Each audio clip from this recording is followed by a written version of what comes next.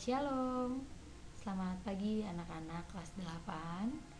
Pagi hari ini kita bertemu kembali di kegiatan belajar mengajar jarak jauh pelajaran bahasa Indonesia. Bisa harap kalian tetap dalam keadaan sehat dan tetap selalu jaga kesehatan. Sebelum kita memulai kegiatan kita, mari kita terlebih dahulu berdoa menurut agama dan kepercayaan masing-masing. Berdoa mulai.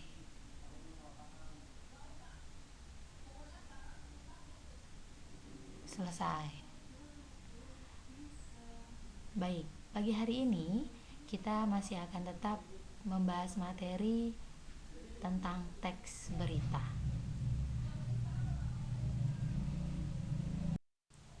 Sebelum kita memulai pembelajaran kita, seperti biasa kita ucapkan salam bahasa Indonesia. Misalkan pimpin, silakan kalian mengikuti. Salam bahasa Indonesia. Saya bangga berbahasa Indonesia. Saya cinta Indonesia.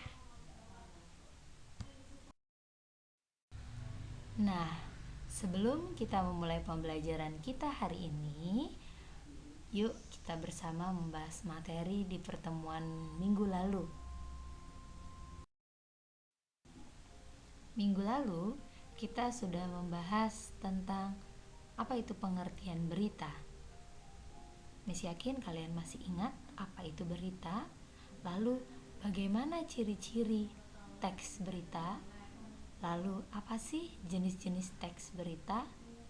Juga ada unsur berita yang biasa disebut 5W plus 1H atau adik Simba, dan juga ada langkah-langkah menyimpulkan teks berita. Jadi, Miss harap kalian tetap selalu mengingat materi minggu lalu supaya materi pada pagi hari ini yang disampaikan, yang kita pelajari, bisa kalian terima dengan baik. Kompetensi dasar yang akan kita bahas pada pertemuan kali ini adalah menelaah struktur dan kebahasaan teks berita. Dan yang kedua, menyajikan data dan informasi dalam bentuk berita secara lisan dan tulis dengan memperhatikan struktur, kebahasaan, atau aspek lisan.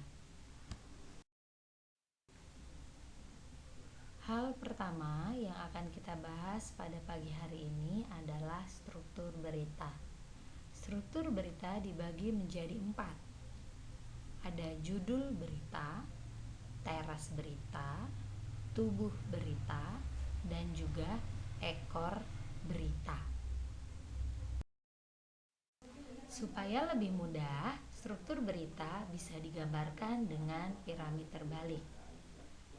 Seperti pada umumnya atau logikanya, dalam struktur bangunan, struktur piramid berada di bagian bawah atau sering disebut sebagai pondasinya. Pondasi pada bagian paling penting. Pondasi menyangga bagian bangunan di atasnya. Nah, dalam struktur tulisan piramid terbalik, posisi fondasi berada di atas. Artinya, struktur ini mengisyaratkan kita untuk meletakkan isi terpenting di bagian awal tulisan. Kalian bisa lihat gambarnya. Di situ ada judul, letaknya di paling atas, lalu ada teras berita, lalu ada badan berita, dan yang terakhir ekor. Struktur yang pertama tadi adalah judul berita. Judul berita merupakan kata kunci yang mewakili isi berita. Judul juga akan dibuat semenarik mungkin agar pembaca tertarik untuk membacanya. Ingat, ketika membuat sebuah berita atau membuat teks berita, itu harus menggunakan berita yang terupdate atau yang terbaru. Jadi, dalam judul berita, buatlah kata atau kalimat yang sangat menarik pembaca. Yang kedua ada teras berita. Teras berita ini biasa disebut kepala berita. Pada teras berita adalah hal atau bagian paling penting dalam berita. Mengapa paling penting? Karena di dalam teras berita terangkum inti dari keseluruhan isi berita. Penulisan Adik Simba pada berita umumnya juga tertulis pada teras berita. Teras berita setidaknya mengandung jawaban apa, siapa, kapan, dan di mana. Jika teras berita terdiri dari 2 kalimat, kalimat pertama harus berisi kunci pemikiran dan kalimat kedua berisi faktor penting lainnya. Teras berita letaknya ada di bawah judul berita atau di bagian yang kedua. Nah, penjelasan kali ini adalah contoh pada teras berita. Tadi sudah dijelaskan kalau teras berita itu mengandung unsur 5W+1H. Jadi, pada contoh kali ini, kalian bisa melihat bagaimana sih contoh teras berita yang letaknya ada di bagian atas dan di bawah judul berita. Struktur yang ketiga adalah tubuh berita. Tubuh berita merupakan tempat berita berada. Dalam tubuh berita, pembaca dapat mengetahui berita yang sesungguhnya. Tubuh berita berisi peristiwa atau kejadian yang dilaporkan. Bahasa dalam berita harus singkat, padat, dan jelas. Mengapa demikian? Karena ketika pembacaan berita, seorang pendengar akan merasa cepat menerima beritanya dan tidak bertele-tele.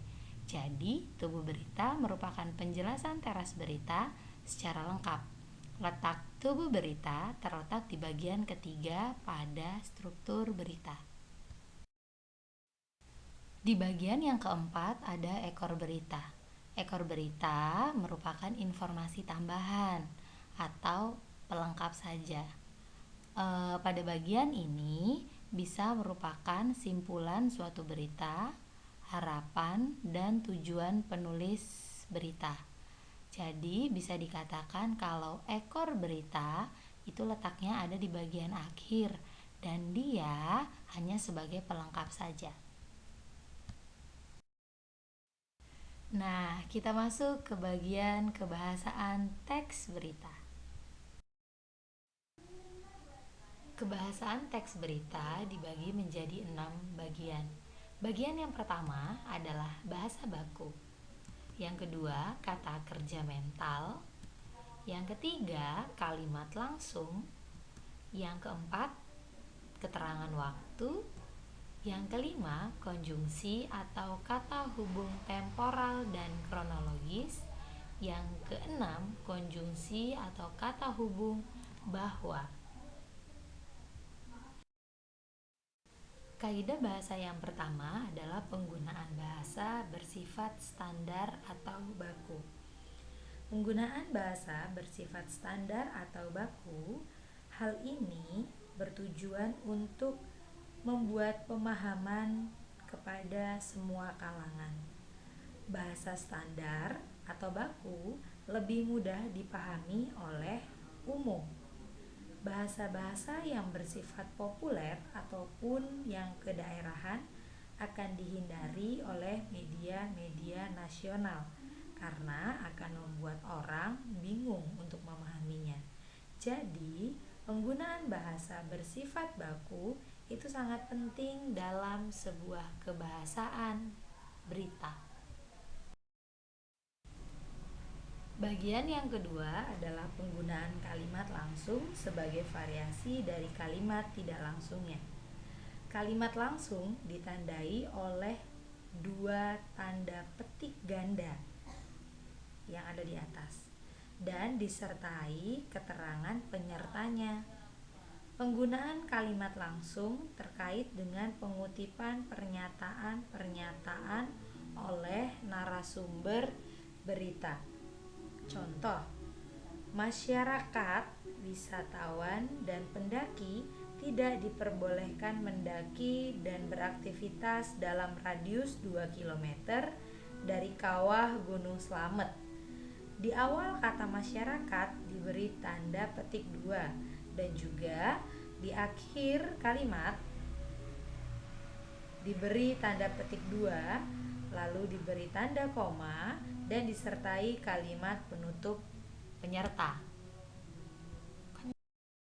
Kebahasaan yang ketiga ada penggunaan konjungsi atau kata hubung bahwa dan temporal.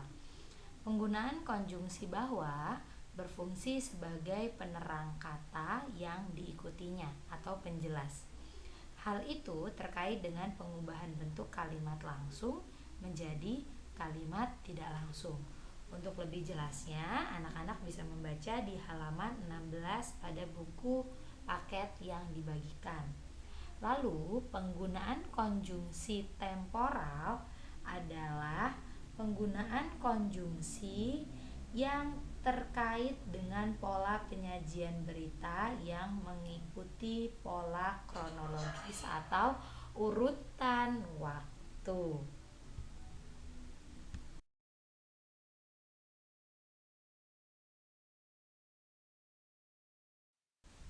Kebahasaan yang selanjutnya ada penggunaan fungsi keterangan waktu. Penggunaan fungsi keterangan waktu dan juga tempat sebagai konsekuensi dari perlunya kelengkapan suatu berita yang mencakup unsur kapan dan di mana.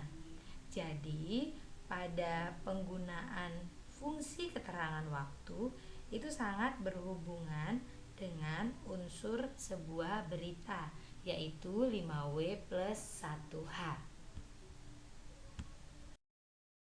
Untuk lebih jelasnya, anak-anak bisa membaca pada halaman 15 sampai halaman 17 yang ada di buku paket kalian masing-masing tentang kaidah-kaidah kebahasaan pada berita. Silakan kalian pahami contoh-contohnya dan minggu depan kita akan mencoba untuk berlatih mencari kebahasaan pada sebuah teks berita. Demikian materi pada pertemuan kali ini. Selamat belajar untuk kalian semua. Tetap jaga kesehatan selama kita belajar secara daring. Salam sehat untuk kita semua. Terima kasih. Tuhan Yesus memberkati.